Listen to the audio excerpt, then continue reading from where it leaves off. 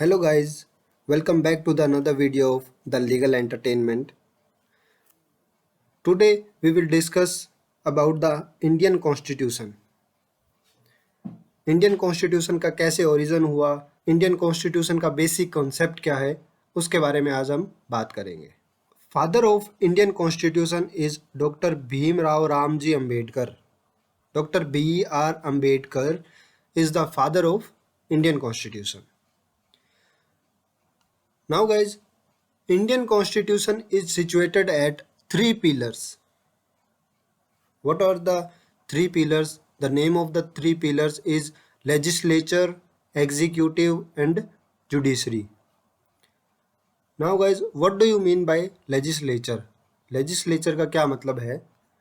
Legislature means who makes the law, like parliament. Legislature who have power to make the law. Now, second pillar is executive. Executive means who implement the law, who executes the law. The executive is supposed to put the laws into action. ये होता है executive. Now, third pillar is judiciary. Who amends the law. अगर कोई legislature ऐसा कानून बनाता है जिसमें किसी का फंडामेंटल राइट वायलेट हो रहा है, जब वो डिस्प्यूट रेज होगा तो वो डिस्प्यूट को सॉल्व करने के लिए जो है थर्ड पिलर तैयार रहता है, judiciary, who amends the law. The judiciary is the third pillar of government.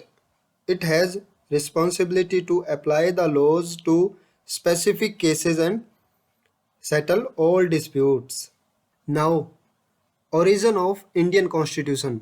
Indian Constitution का origin कैसे हुआ, कब हुआ, ऐसी क्या जरूरत पड़ी कि Indian Constitution बनाना पड़ा. The Indian Independence Act 1947 was an act of the Parliament of United Kingdom that partitioned British India into two new independent dominions of India and dominions of Pakistan. The act received the royal assent on 18th July 1947 and became effective on 15th August 1947.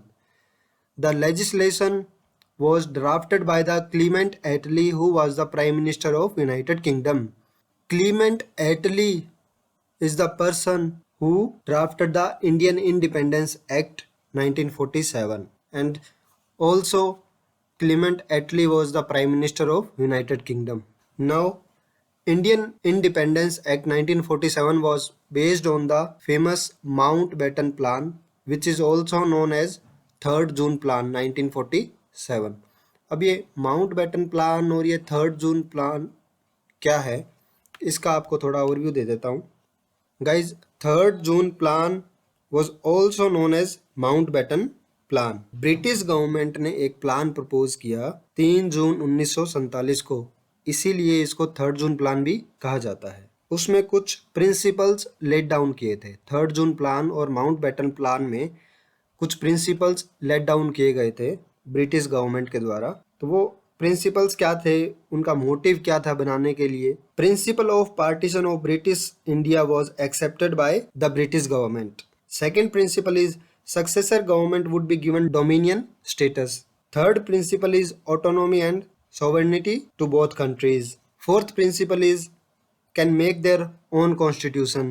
Fifth principle is princely states were given the right to join either Pakistan or India based on two major factors, geographically and people's wishes. कुछ principles let down किए गए थे जिनमें से जैसे कि like अपना अपना कॉन्स्टिट्यूशन बना सकती है कंट्री. उस दौरान जब भारत और पाकिस्तान का पार्टीशन हुआ था तब उनको उस दौरान प्रिंसली स्टेट्स हुआ करते थे. ठीक है, तो उनको कहा गया कि या तो आप पाकिस्तान मूव ऑन हो सकते हैं या आप इंडिया में रह सकते हैं. ठीक है, कुछ प्रिंसिपल थे जो कि 3rd जून प्लान और माउंटबेटन प्लान में लेट डाउन किए गए थे. Now guys, doctor B.R. Ambedkar के रिगार्डिंग आपको मैं एक इंटरेस्टिंग चीज़ बताता हूँ. Doctor B.R. अम्बेडकर को टोटल 60 कंट्रीज के कॉन्स्टिट्यूशन की नॉलेज थी. 29 अगस्त 1947 को Dr. B.R. Ambedkar was appointed as a chairman of drafting committee, and there were other 6 members of committee also named as Munshi Muhammad Sadullah, Aladi Krishna Swami Iyer, N. Gopal Swami Ayanagar, Khaitan and Mitter. तो 29 अगस्त 1947 को doctor Bhimrao Ramji Ambedkar को as a chairman appoint किया गया drafting committee का, ठीक है। Now 26 नवंबर 1949, 26 नवंबर 1949 को constitution of India was passed and adopted by assembly.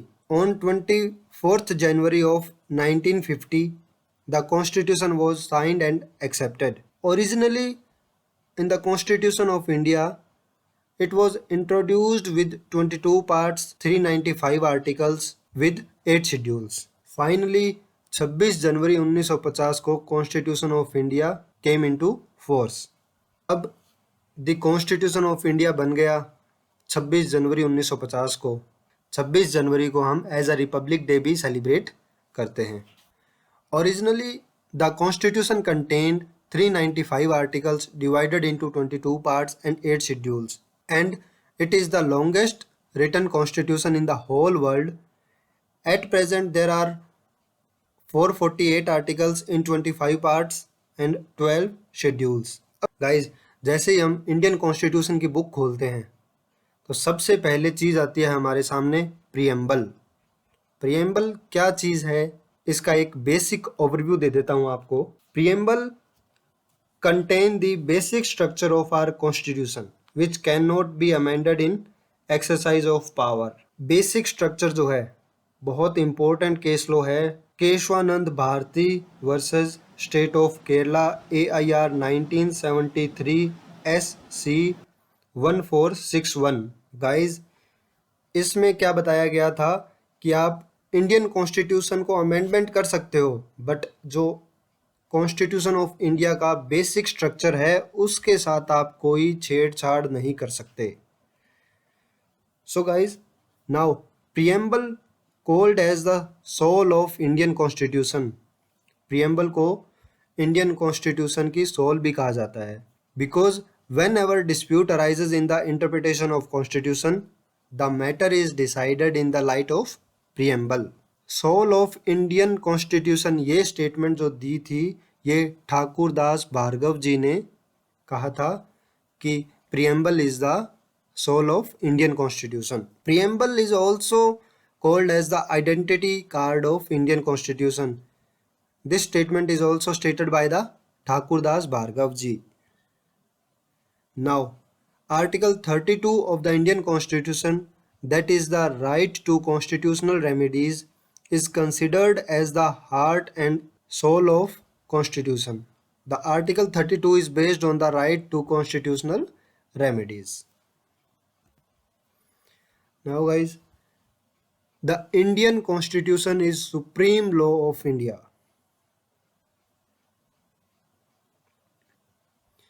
It took 2 years, 11 months, 18 days to make the Indian Constitution. 2 साल 11 महीने और 18 दिन लग गए थे इंडियन कॉन्स्टिट्यूशन को बनाने में, और इस दौरान जो खर्चा हुआ था वो करीब 64 लाख रुपए हुआ था। So guys, this is the overview of the constitution of India, basic concept from where Indian Constitution is originated. This is all about of Indian Constitution. So guys, मिलते हैं नेक्स्ट वीडियो में कुछ नए कंटेंट के साथ। तब तक के लिए थैंक यू सो मच।